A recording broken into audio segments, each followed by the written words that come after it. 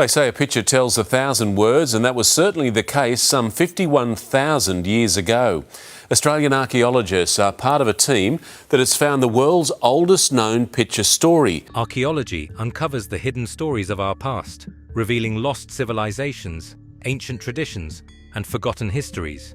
Yet not all discoveries are filled with awe. Some bring to light tragic tales that leave us in shock and sorrow. In this video, we'll look at 20 heartbreaking archaeological discoveries that have profoundly affected humanity. Let's dive in. Xipe-Totec. Xipe-Totec, known as Our Lord the Flayed One, was a key god in the Aztec religion, linked to fertility, agriculture, and war. His worship involved gruesome rituals, the most notable being the flaying of human sacrifices, whose skins were then worn by priests. The most important festival for Xipe-Totec was Tlacaxipehualistli, meaning flaying of men. It took place in the second month of the Aztec calendar. During this event, war captives who had been chosen to represent the god were sacrificed. After their hearts were removed, the bodies were skinned, and priests wore the skins as part of their ritual. This act symbolized renewal, like a snake shedding its skin or a seed sprouting into new life. Xipe-Totec himself was often shown wearing flayed skin, representing rebirth and the cycles of nature. His skin was seen as the new covering of the earth in spring. For 20 days after the sacrifice, priests continued to wear the skins in ceremonies and daily activities. As the skins decayed, they symbolized the transition from death to new life. The skins, dyed yellow and called Teoquitlaquemetl, golden plumage, were eventually removed and stored in sacred underground chambers. This represented the earth shedding its dry, old skin to welcome fresh greenery with the coming rains. Many figurines and sculptures of Xipe-Totec wearing flayed skin have been uncovered by archaeologists, offering insight into his worship and the practices associated with him. Such findings give insight into how the god was depicted and how his rituals were practiced. Different types of human sacrifice were used to honor Xipe-Totec. In gladiator sacrifice, a captive was given fake weapons and forced to fight a fully armed Aztec warrior. In arrow sacrifice, a victim was tied to a frame and shot with arrows, with their blood symbolizing the rain needed for crops. Other sacrifices included burning or throat cutting. Xipe-Totec was also the patron of goldsmiths and metalworkers. Thieves who stole gold or silver were sometimes sacrificed in his name. His worship reflected the Aztecs' deep belief in the cycle of life, death, and rebirth, which shaped their understanding of the world. Dangerous pilgrimage routes.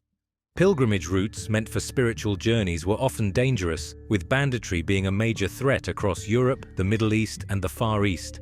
Both lone criminals and organized gangs took advantage of pilgrims, seeing them as easy targets for theft.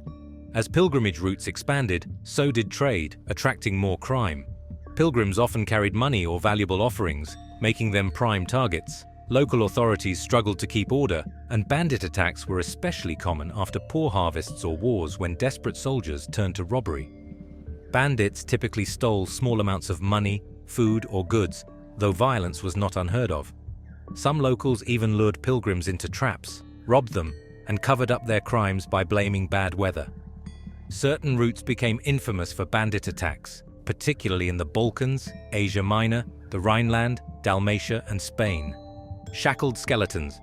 Archaeologists have uncovered a mass burial site in Phaleron, an ancient port city about 4 miles from Athens, containing 80 skeletons, 36 of them bound in iron shackles.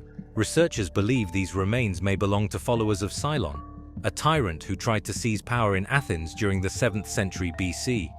The site was found in an area being developed for the new National Library of Greece and the Greek National Opera. The skeletons were arranged neatly, suggesting they were not ordinary criminals or slaves. 2 small vases found nearby helped date the burial to between 650 and 625 BC, a time of political unrest in Athens. Analysis of their teeth indicates they were mostly young and healthy, supporting the idea that they were political rebels. Historical sources like Plutarch and Thucydides tell of Cylon, an Olympic athlete who attempted a coup in 632 BC with support from his father-in-law's army. He sought to spark an uprising, but failed. While Cylon escaped, his followers were trapped on the Acropolis. They were promised safe passage by the city Archon Megacles, but were ultimately massacred as they left the temple.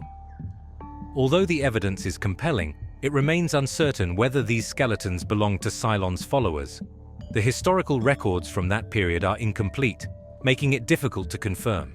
Bioarchaeologist Christina Kilgrove notes that other explanations could exist for the shackled remains.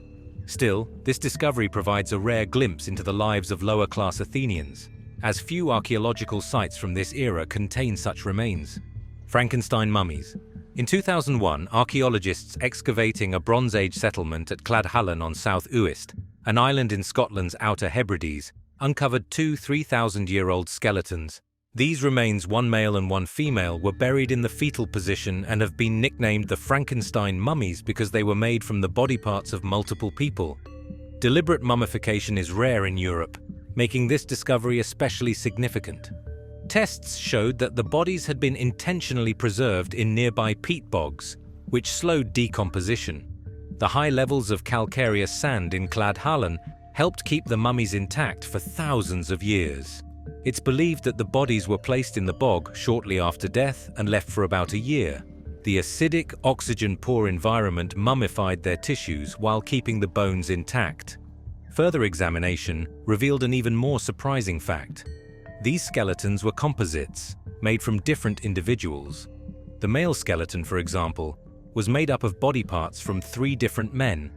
Radiocarbon dating showed that the head, neck, and jaw were 100 to 200 years younger than the torso. DNA tests on the female skeleton confirmed that it was also a mix of people, including a male skull, a female torso, and an arm from a third individual. Since none of the female's body parts shared the same mitochondrial DNA, they didn't come from the same mother. It appears these Frankenstein mummies were put together over time. After being preserved in the bog, they were kept for centuries, with body parts being swapped out as needed. One skeleton had a vertebra with signs of arthritis, but the rest of the spine showed no such damage, further proving that it was assembled from different bodies.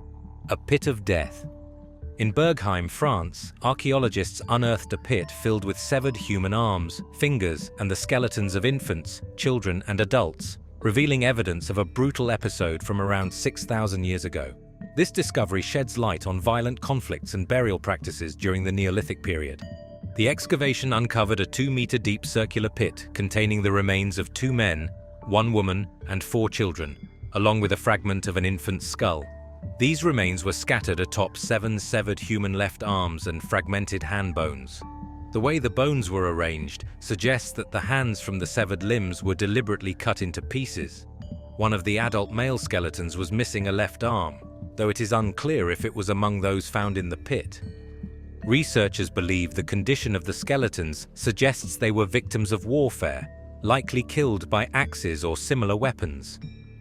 Radiocarbon dating confirmed that the bones date back to between 5,500 and 6,500 years ago, placing them firmly in the Neolithic period. Toothy Turmor. Archaeologists in Spain have uncovered the 1,600-year-old remains of a Roman woman with a rare calcified tumor in her pelvis, containing bone and 4 deformed teeth.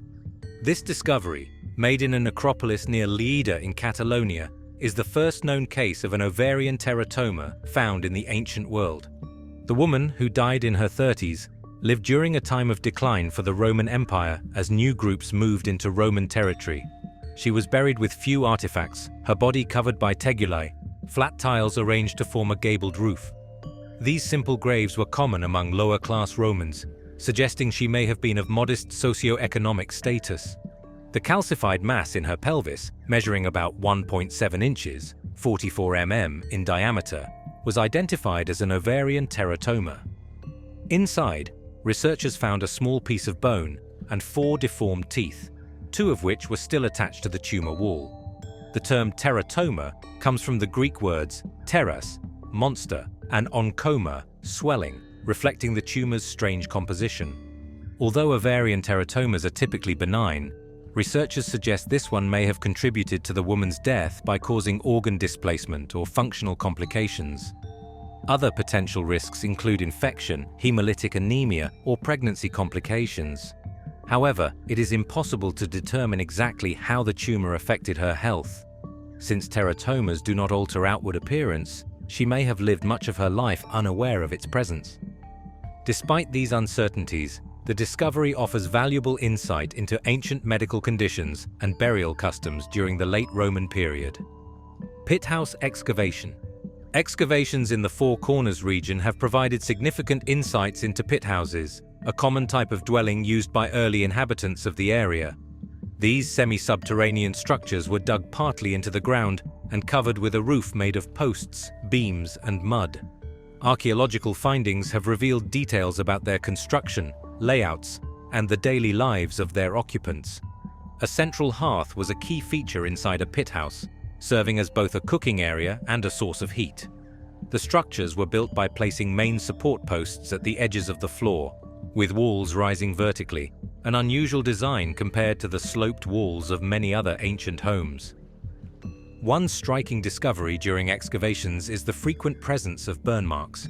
In some cases, pit houses seem to have been deliberately set on fire, with artifacts left inside. Scattered burned beams, still visible in post holes and across the floors, provide valuable clues about prehistoric construction techniques. The reasons behind the intentional burning remain uncertain, but may be linked to abandonment rituals or other cultural practices. To determine when a pit house was burned, archaeologists use archaeomagnetic dating, which analyzes the alignment of iron particles in clay relative to the position of magnetic north at the time of burning. Additionally, tree ring analysis of charred beams can pinpoint when the timber was cut, offering further chronological accuracy.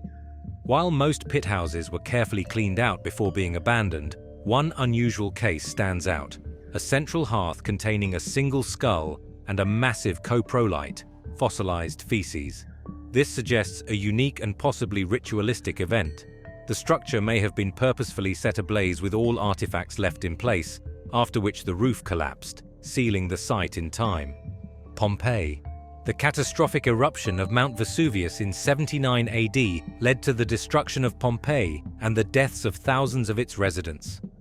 While historians once believed that the city's population was completely wiped out, recent research suggests that some individuals managed to survive. However, the remains of those who perished provide invaluable insights into daily life in ancient Pompeii. The eruption unleashed approximately 3 cubic miles of debris, propelling it as high as 20 miles into the sky. Molten rock and gases were ejected at an astonishing rate of 1.5 million tons per second. The city was quickly buried under as much as 20 feet of ash and pyroclastic flow, a deadly surge of hot gas and volcanic material. Those who remained in Pompeii succumbed almost instantly, either due to thermal shock, suffocation, or the collapse of buildings. Historians estimate that around 2,000 people died in Pompeii alone, though the total death toll across the region may have been higher, potentially reaching 16,000. Archaeologists have uncovered the remains of over 1,000 victims. The first wave of destruction trapped many in their homes, where they were killed by falling debris. Then, the pyroclastic flow sealed the city, preserving bodies in their final moments beneath layers of calcified ash. Since 1863, approximately 100 casts of these victims have been created using a method pioneered by Giuseppe Fiorelli, in which plaster is poured into voids left by decomposed bodies, recreating their final positions. A recent excavation in Region 9 of Pompeii revealed the skeletons of a man and a woman in what was likely their bedroom. The woman was found on a bed, surrounded by gold, silver, and bronze coins, as well as jewelry. These individuals may have sought refuge indoors, waiting for the volcanic bombardment to subside, only to be overtaken by the pyroclastic flow. Their tragic fate offers yet another poignant glimpse into the human cost of one of history's most infamous natural disasters, Turkana Mystery. Near Lake Turkana in Kenya, archaeologists discovered the 10,000-year-old remains of 27 prehistoric hunter-gatherers at a site called Nataruk. These fossils provide the earliest known evidence of warfare. The findings reveal a brutal massacre of men, women, and children, shedding light on violent conflicts in ancient societies. Many skeletons show severe head fractures and wounds from sharp weapons. Some were found face down, and at least 4 had their hands bound. Among the victims was a pregnant woman with her unborn baby's bones also discovered, The bodies were left unburied, some falling into a lagoon that later dried up. Researchers found projectile tips lodged in the skull and chest of 2 men, suggesting they were attacked with clubs and stone knives in close combat. This discovery challenges the idea that warfare began only after humans settled in villages. The Nataruk people were nomadic hunter-gatherers, yet they were victims of a planned attack by another group. The conflict may have been driven by competition for resources like water, game, fish, nuts, or even people. Since Nataruk had some of the best hunting and fishing grounds in the region, its resources were worth fighting for. Mummified lung. In 1959, archaeologist Michel Fleury uncovered the remains of Queen Arnegunde, a Merovingian royal who lived around 515 to 580 AD, inside the Basilica of Saint-Denis in Paris. Alongside her skeleton, researchers found a strand of hair, textile and leather fragments, and a golden ring engraved with Arnegundis Regine. However, the most surprising discovery was a single mummified lung, while the rest of her body had completely decomposed. For years, scientists were puzzled by how the lung remained intact. In 2016, researchers led by bioanthropologist Raffaella Bianucci found an explanation. They detected high levels of copper and plant-based chemicals in the lung tissue. Scanning electron microscopy revealed a heavy concentration of copper ions, along with traces of copper oxide and benzoic acid, substances often found in embalming balms used in ancient Egypt. Experts believe that after Arnegunde's death, a mixture of spices and aromatic plants was likely poured into her mouth, eventually settling in her lungs. She was also buried wearing a copper alloy belt, and since copper has antimicrobial properties, it likely helped preserve the organ. Mummification using spices and herbs was practiced in 6th century France, a tradition inherited from the Romans who had learned it from the Egyptians. However, the Merovingian technique was less advanced, which may explain why only the queen's lung survived while the rest of her body decayed. Civil War massacre. In 2013, construction workers at Durham University discovered 2 mass graves containing the remains of 17 to 29 Scottish soldiers who died in captivity after the Battle of Dunbar in 1650. The bodies were buried without ceremony, confirming their likely identity. After Oliver Cromwell's forces defeated the Scottish army, about 5,000 prisoners were marched to Durham. Around 3,000 were held in Durham Cathedral, which had been abandoned. Harsh winter conditions, malnutrition and disease killed up to 1,700 men. Archaeological studies confirmed the remains were young Scottish men, mostly under 25. Radiocarbon dating placed them between 1630 and 1650. Isotopic analysis linked them to Scotland, and dental wear from tobacco use matched 17th century habits. Historical records describe terrible prison conditions. Prisoners were fed raw cabbage and roots, leading to poisoning and disease. A memorial plaque now honors the soldiers, and modern technology has helped reconstruct their faces and preserve their history. Roman gladiators. Between 2004 and 2005, archaeologists in York, England, uncovered about 80 Roman-era skeletons in a garden on Driffield Terrace. Dating from the 1st to 4th centuries AD, these remains belonged mostly to tall, strong men under 45. The most striking feature was their decapitation. Heads were placed on their chests or between their legs.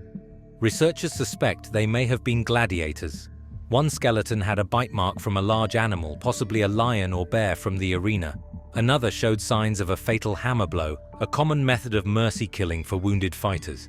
Many had stronger right arms, suggesting combat training. DNA analysis revealed most were of local British ancestry, though one individual came from the Middle East. Some experts argue they could have been Roman soldiers, as their age and physical build match military recruitment standards. Their true identity remains a mystery. Mass graves found in Canada. The discovery of unmarked graves at former residential schools in Canada has drawn global attention to the forced assimilation of Indigenous children. From the 19th to the late 20th century, over 150,000 Indigenous children were taken from their families and placed in these government-funded church-run schools, mainly operated by the Catholic Church. The goal was to assimilate and Christianize them. In May 2021, the Tk'emlúps to Secwepemcs First Nation found 200 unmarked graves at Kamloops Indian Residential School in British Columbia. Soon after, Cowessess First Nation discovered 751 graves at the Maryville Indian Residential School in Saskatchewan. These findings sparked grief and outrage, with UN officials calling for investigations into the deaths. The schools stripped children of their culture and language while exposing them to abuse, neglect, and malnutrition. A Truth and Reconciliation Commission estimated at least 6,000 deaths. Canada apologized in 2008, but the Catholic Church has not issued a formal apology. Investigations continue. Bronze Age tombs. Archaeologists in Siberia's Novosibirsk region have uncovered dozens of Bronze Age tombs dating back to the 17th to 14th centuries BC. Found near Stary Tartus, the graves contain skeletal remains of couples buried in embraces, with some still holding hands. These individuals belong to the Andronovo culture, known for their Caucasian appearance. The burials included grave goods such as bronze ornaments, ceramic pottery, and weapons, indicating cultural significance. The reasons for the embracing positions remain debated. Some theories suggest they symbolize love and family values, while others propose links to reincarnation beliefs and sacrificial rituals. Similar graves exist worldwide, including the lovers of Valdaro in Italy and a 3800 BC couple in Greece. Genetic analysis may help clarify the burial practices, with possibilities ranging from ritual sacrifice to simultaneous deaths. 17 bodies in a well. In 2004, construction workers in Norwich, England, discovered a medieval well containing the skeletal remains of 17 individuals. Analysis revealed they were likely Ashkenazi Jews who perished during anti-Semitic violence in the 12th century. The remains, 6 adults and 11 children, were found headfirst at the bottom of the well, suggesting they were thrown in post-mortem. Radiocarbon dating placed their deaths between 1161 and 1216, aligning with recorded anti-Semitic riots, including one in 1190 CE. DNA analysis confirmed Ashkenazi Jewish ancestry, with genetic markers linked to modern Ashkenazi populations. Historians ruled out plague or disease, as the remains showed no signs of infection or orderly burial.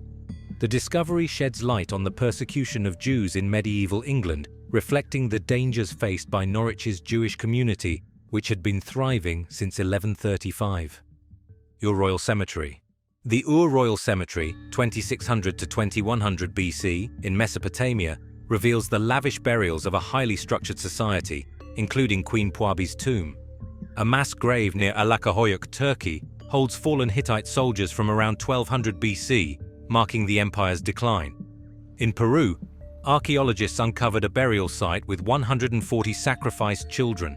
In Cambodia, researchers have mapped 125 Khmer Rouge prison sites and mass graves linked to the killing fields. Polish vampire burials. In 17th century and 18th century Poland, fear of vampires led to unique burial practices meant to keep the dead from rising. Archaeologists have found graves with skeletal remains secured, using various methods to prevent their return. One common practice was placing sickles or scythes across the body. Slavic folklore held that these sharp tools could decapitate the dead if they tried to rise. In 2014, excavations in Drawsko, Poland, uncovered 5 such burials. Another method involved placing heavy stones or bricks under the chin or across the body to immobilize the corpse. In Drawsko, 2 individuals were buried with large stones under their chins, possibly to break their teeth or block their throats. These practices often targeted social outsiders, people accused of witchcraft, born out of wedlock, or those who died in epidemics. While locals feared these individuals would return for revenge, a PLOS One study found that many so-called vampires buried this way were actually native to the region. Jebel Sahaba site.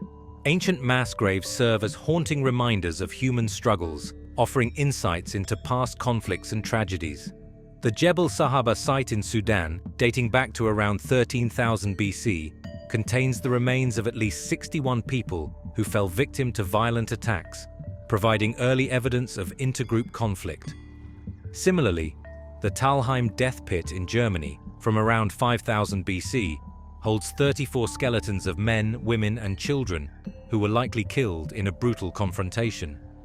In northern Spain, a 5,000-year-old mass grave was found with over 300 skeletons, radiocarbon dated to 3380, to 3000 BC, shedding light on ancient warfare.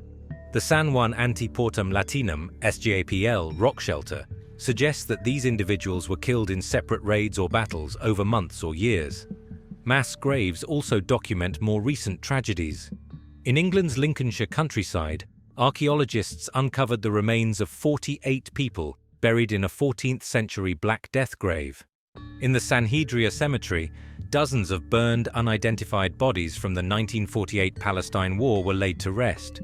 During the Korean War, an estimated 100,000 to 200,000 civilians were executed by the South Korean government on suspicion of sympathizing with North Korea.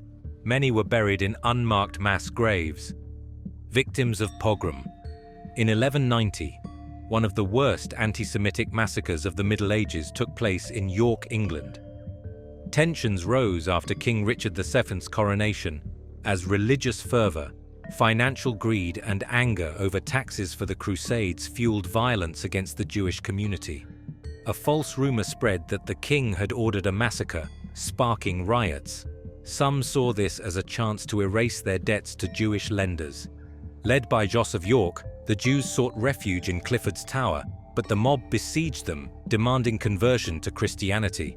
Facing death or forced conversion, many, guided by Rabbi Yom Tov of Joigny, chose to take their own lives. Fathers reportedly killed their families before setting fire to their belongings, destroying the wooden tower. About 150 Jews perished. Some who accepted an offer of safe passage were killed upon leaving. Rioters then burned records of debts owed to Jews. The massacre tainted York's reputation for centuries, but historical records show Jews resettled in the city by the 1210s, rebuilding their community despite past horrors. Tales of lives. The 1966 Arno River flood in Florence, Italy, devastated cultural treasures, submerging libraries, churches, and museums in mud, sewage, and oil. Priceless books, artworks, and sculptures were lost or severely damaged, including the 13th century Cimabue crucifix from the Santa Croce Basilica. However, the disaster led to advancements in art restoration, inspiring new preservation techniques and organizations dedicated to cultural heritage. Similarly, the New York African Burial Ground suffered collateral damage during the destruction in Lower Manhattan. The remains of 400 individuals, along with coffins and artifacts, were stored in the Six World Trade Building, which was destroyed. This loss underscores the vulnerability of historical sites to unexpected disasters. The National September 11th Memorial and Museum shows how artifacts help preserve history. Its collection holds over 11,000 items, including a watch from a Flight 93 passenger, its hands frozen at the moment of impact. Everyday objects take on deep significance when preserved in context, serving as powerful reminders of past tragedies and the lives they affected. Thank you for watching the video to the end. If you liked it, please consider liking and subscribing to the channel to enjoy more similar content. We'd love to hear your thoughts on these sad archaeological discoveries in the comments. Until next time.